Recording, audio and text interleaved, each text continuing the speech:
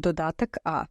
Pitanja i odgovori. Efekat proteina u eksperimentalnim istraživanjima na pacovima. Da li bi efekat proteina iz ishrane mogao da se javlja usled drugih hranjivih materija u hrani za pacove? Smanjenje unosa proteina hranom sa 20 na 5% znači da treba pronaći nešto što će zameniti nedostajućih 15%. Koristili smo ugljene hidrate kao zamenu za kazein zbog istog energetskog sadržaja. Pri smanjenju unosa proteina, unos 1:1 mešavine skroba i glukoze se povećao za istu količinu. Dodatni skrob i glukoza nisu mogli da budu odgovorni za niži razvoj žarišta jer ovi ugljeni hidrati, kada se testiraju izdvojeno, u stvari pojačavaju razvoj žarišta. Ako bi proizvelo efekat, malo dodatnih ugljenih hidrata u ishrani sa malo proteina bi samo povećalo učestalost raka i umanjilo efekat malog unosa proteina. Zbog toga je prevencija raka ishranom sa malo proteina još impresivnija. Da li bi efekat proteina mogao da se javlja zato što su pacovi na ishrani sa malo proteina jeli manje hrane, to jest manje kalorija?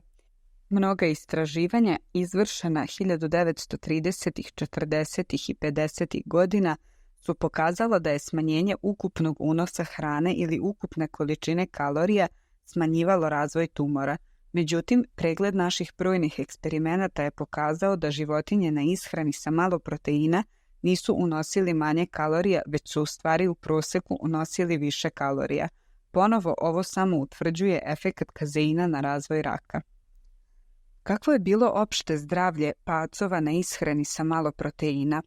Mnogi istraživači su dugo pretpostavljali da životinje na ishrani sa ovako malo proteina ne bi bile zdrave. Međutim, životinje na ishrani sa malo proteina bile su zdravije po svakom pokazatelju. Živele su duže, bile fizički aktivnije, vitkije i imale zdravu dlaku i sa 100 sedmica, dok su svi pacovi na ishrani bogatoj proteinima bili mrtvi. Također, životinje koje su unosile manje kazeina ne samo da su jele više kalorija, već su i sagorevale više kalorija. Životinje na malo proteina su trošile više kiseonika, koji je potreban za sagorevanje ovih kalorija i imale više nivo specijalnog tkiva zvanog smeđe adipozno tkivo, koje je naročito efektivno u sagorevanju kalorija. Ovo se odigrava kroz proces termogeneze, to jest potrošnju kalorija u vidu telesne toplote. Ovaj fenomen je već bio utvrđen pre više godina. Ishrana sa malo proteina podstiče sagorevanje kalorija, ostavljajući tako manje kalorija za povećanje telesne težine i možda manje i za razvoj tumora. Da li je fizička aktivnost povezana sa ishranom siromašnom proteinima?